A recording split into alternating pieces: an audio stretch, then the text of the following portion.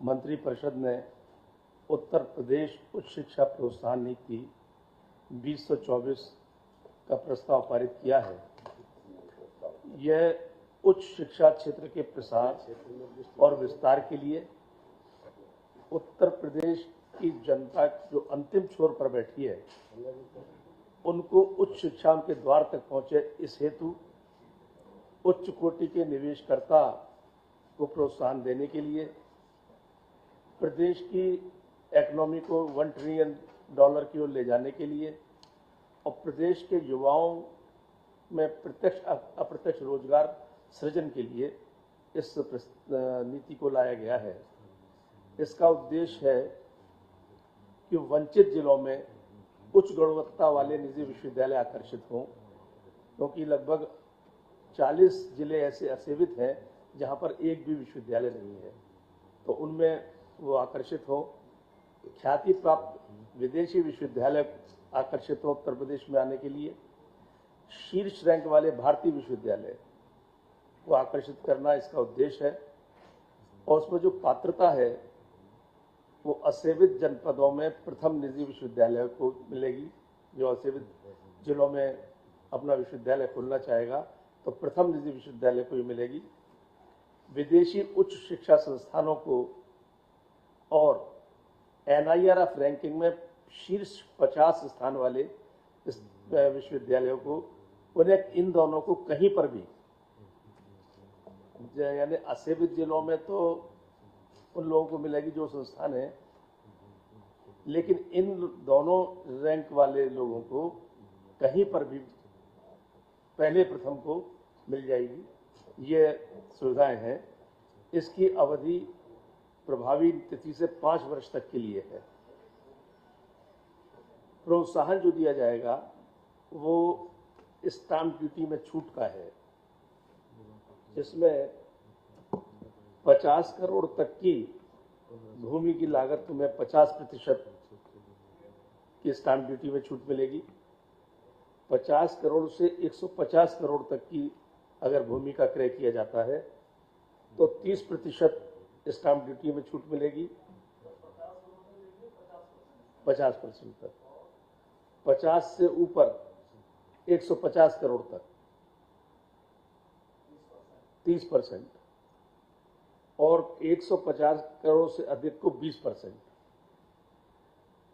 लेकिन इसमें slab system होगा, यानी 50 करोड़ तक जिसने 50% ली और 75 करोड़ की जमीन खरीदे सपोज कर लीजिए, तो शेष जो 25 करोड़ पे 30% मिलेगा, ना कि टोटल पे 30%। अदरवाइज ये हो जाता है कि 51 करोड़ की लागत दिखाई और 30% की स्लैब में आ गया, तो वो जो सरप्लस ऊपर वाला हिस्से में ही छूट मिलेगी वो वाली। इसी प्रकार पूंजीगत उसमें छूट मिलेगी, अनुदान। तो जो 50 करोड़ तक पूंजीगत लागत लगाएगा उसे 15% का सब्सिडी मिलेगी, जो कि 7 करोड़ मैक्सिमम होगी सीमा, इससे ऊपर नहीं। 50 करोड़ से 150 करोड़ तक के पूंजीगत निवेश वाले को, इन्वेस्टमेंट करने वालों को 16% की सब्सिडी मिलेगी, जो मैक्सिमम 21 करोड़ होगी। और 150 करोड़ से ऊपर जो इन्वेस्ट करेंगे, पूंजीगत लागत लगाएंगे, उन्हें 17% सब्सिडी मिलेगी, जो मैक्सिमम 35% होगी। और इसमें भी वही सिस्टम होगा कि यानी 50 करोड़ के बाद जितने उस पर इतने %, जिससे कि उसका दुरुपयोग ना हो सके। खास तौर से इसमें जो प्रथम 5 विदेशी संस्थाएं आएंगी उनके लिए विशेष प्रोत्साहन और दिया गया है। और NIRF शीर्ष रैंकिंग वाले भारतीय विश्वविद्यालयों के लिए विशेष प्रोत्साहन की व्यवस्था की गई है। तो यह है कि प्रथम 5 विदेशी संस्थाओं को आवेदन के समय जो विश्व की रैंकिंग में 500वीं रैंकिंग से ऊपर के होंगे, यानी हर विदेशी को नहीं, जिनका स्थान 500वीं रैंक से ऊपर पूरे विश्व में होगा उनको, और वैश्विक रैंक की विषयवार श्रेणी में जिनका 500वीं रैंक का स्थान होगा उन संस्थानों को स्टाम्प ड्यूटी में 100% की छूट। हो गया और नहीं, अभी नहीं। और 20% पूंजीगत अनुदान में छूट होगी। इसकी सीमा 100 करोड़ रुपए तक होगी।